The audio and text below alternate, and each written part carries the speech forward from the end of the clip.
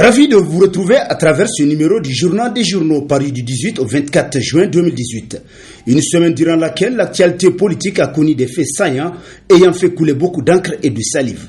Ainsi, l'échéance de Hama Amadou, fin de partie pour le leader de l'Oumana FA, a constitué le titre phare à la une de l'hebdomadaire Le Républicain, qui nous apprend que sur requête du bureau de l'Assemblée nationale, la Cour constitutionnelle a constaté la déchéance du statut de député de Hama Amadou, actuel chef de file de l'opposition politique, le 19 juin 2018.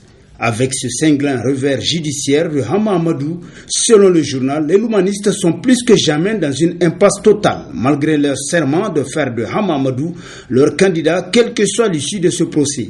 Serment sur la base duquel Hama a fait son barreau d'honneur depuis Paris, à savoir personne ne pourra lui empêcher d'être candidat à la présidentielle de 2021 où il sera empêché, nous rappelle l'hebdomadaire qui poursuit plus loin qu'en un mot comme en mille, désormais le parti Lumana n'a que deux choix.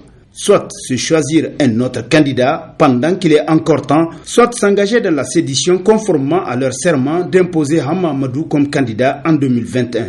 Envers et contre tout, conclut le Républicain. Déchéance du président de l'Oumana de son siège de député, l'arrêt de la Cour constitutionnelle sont-ils le glas de la carrière politique de Hama Amadou? S'interroge dans la rubrique Fokissa, l'échiquier de sa parution du 22 juin, le quotidien privé L'Enquêteur. Pour qui une chose est sûre, il serait naïf d'ériger la moindre barrière entre l'exécutif et le judiciaire sous cette 7e République. Le premier contrôle le deuxième, autrement dit, selon le journal, la décision de destituer Hama Amadou de son siège de député est l'expression de la volonté du pouvoir en place. Un coup de massue pour définitivement éloigner un homme à même de contrarier les desseins du camp présidentiel dans l'optique des échéances électorales de 2021, souligne L'Enquêteur. Abbasani Issifou Mahamadou grimpe le palais présidentiel, titre dans ses colonnes l'hebdomadaire Le Patriote 15, qui s'interroge, faut-il croire à la bonne volonté des hommes politiques africains? Cette question vaut tout son pesant d'or, d'autant qu'il y a quelques années, personne ne pouvait imaginer au regard des critiques du chef de file de l'opposition nigérienne de l'époque, Issifou Mahamadou, au sujet d'une transaction autour d'un permis minier associant le fils du président Tanja, Hadiatoulaye, et un journaliste, que ce grand homme, même parvenu aux affaires, puisse associer la gestion du pouvoir d'État à sa famille, quelle que soit la raison. Mais la réalité est tout autre. Abbasani, le fils de ce même homme devenu président de la République, est associé au plus haut niveau dans la gestion du pouvoir d'État selon le journal qui poursuit qu'au mois béni de Ramadan, il est comme béni et ainsi promu l'adjoint à la direction du cabinet de son père. Désormais, il est ministre ou presque. D'autant qu'il a le même traitement où le grade de ministre, constate l'hebdomadaire qui renchérit, et ce n'est pas un portefeuille qui lui manquera, puisqu'il a en charge toute la gestion du fonds de communication présidentielle sinon gouvernemental. En attendant, Issifou Mahamadou Junior, qui ne porte pas encore de surnom proprement dit, mais poursuit tout de même son ascension politique fulgurante au sommet de l'État. À suivre, conclut le Patriote 15. Ambassade de France au Niger, Issifou demande et obtient le prolongement de la mission de Marcel Escure, titre entre autres dans la rubrique On en parle de sa parution du 21 juin, le quotidien privé L'Enquêteur, qui s'interroge d'ailleurs. Marcel Escure est-il le porte-parole attitré du président Issifou Mahamadou auprès des autorités françaises? La proximité entre les deux hommes est si grande, selon le journal, ainsi qu'une certaine complicité que le chef de l'État nigérien est intervenu auprès de son homologue français afin que la mission de l'ambassadeur de France au Niger, Marcel Escure, soit prolongée d'au moins 1 an. Une demande à laquelle Paris a accédé, nous apprend L'Enquêteur qui conclut. Le remplaçant annoncé d'Escure, le diplomate Alexandre Garcia, devrait donc patienter avant de poser ses valises à Niamey. Audience foraine, la CENI contestée fonce dans son agenda tête baissée, titre dans sa rubrique dans le rétroviseur l'hebdomadaire L'Éclosion, qui nous apprend que l'audience foraine concernerait tous les coins et recoins du Niger, dont 12 214 villages et 6 307 tribus, sans oublier la diaspora nigérienne à l'extérieur. Selon le journal, maintenant que le consensus n'est pas trouvé autour des élections générales à travers le code électoral et la CENI boudée par l'opposition politique, de quelle audience foraine s'agit-il pour établir quelle liste électorale biométrique, alors qu'elle ne serait pas inclusive, encore moins exhaustive, en l'absence des opposants? C'est quoi l'agenda du régime de Niamey à se lancer dans une organisation partielle et partielle des élections au Niger sans aucun souci d'un pays paisible et démocratique? Se demande l'hebdomadaire qui renchérit. Les élections sont bâclées à dessein en 2016. La sagesse a prévalu pour que le Niger reste en paix. Cela est considéré comme étant une faiblesse du peuple ou la peur que beaucoup de personnes naïves croient. On le dit partout, le Nigérien est peureux. Mais pour l'éclosion, le peuple nigérien est sage et plein d'amour pour son pays. L'ex et Vox Populi, qui pourrait défendre l'injustice? Qui oserait promouvoir l'impunité? Mais qui enfin oserait rêver d'une société où rien ne se dit, ne se critique et ne s'ose?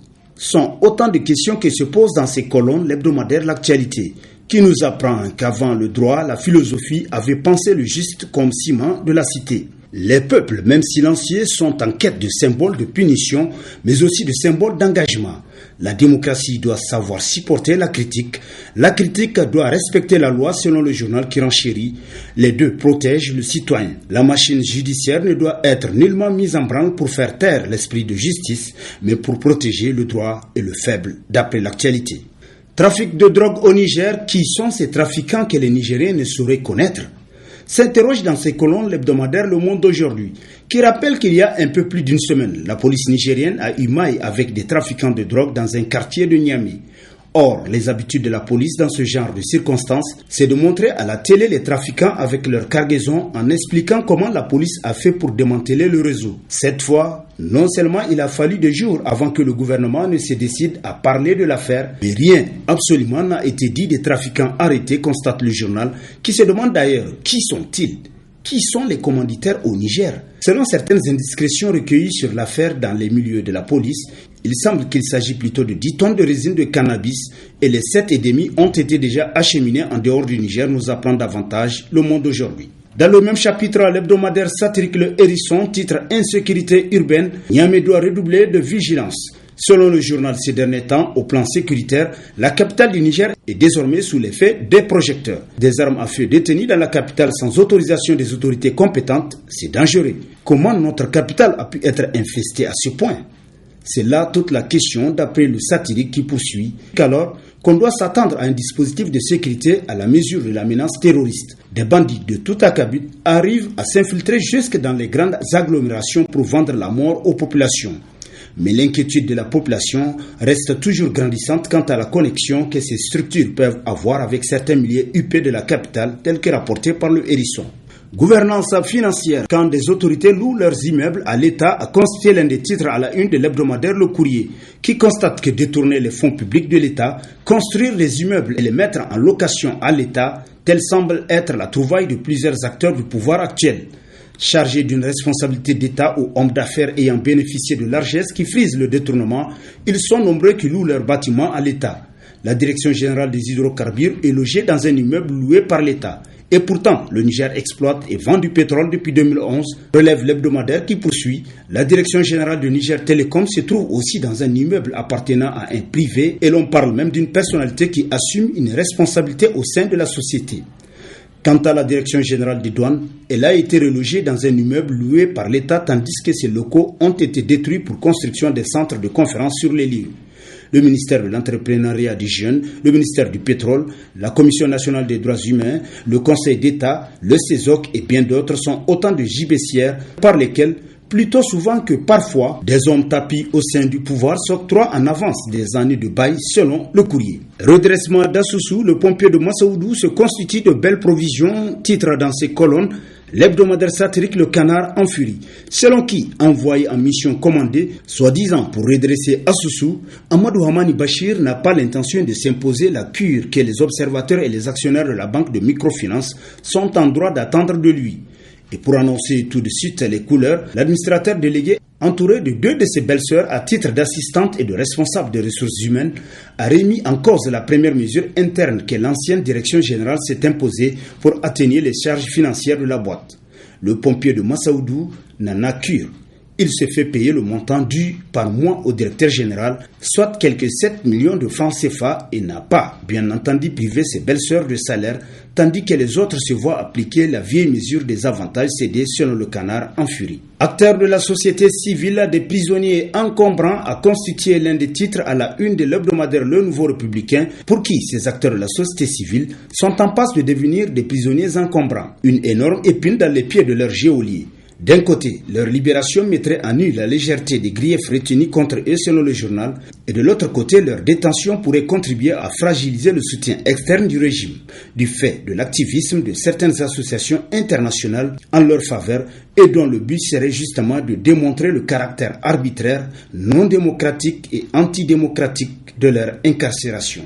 Et sur ce prend fin le présent numéro de la revue de presse. Prochain rendez-vous, plaise à Dieu, dans une semaine, avec toujours la même passion de vous servir. Bonne lecture et au revoir.